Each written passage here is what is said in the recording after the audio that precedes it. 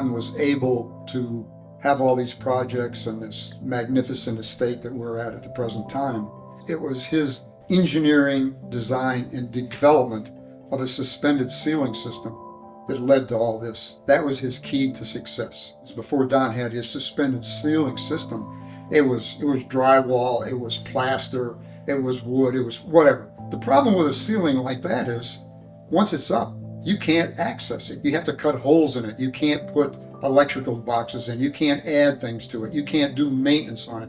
An annoyance, an inconvenience, and Donn turned it into another project. He started actually in the back building of a garage, doing it himself.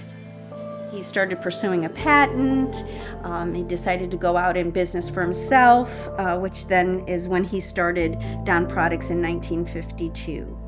Once people realized the potential for this product, it just expanded. And then he built the main plant in Westlake to produce the suspended ceiling grid. From there, he put plants in France and Germany, Malaysia, Australia, New Zealand, and many other locations.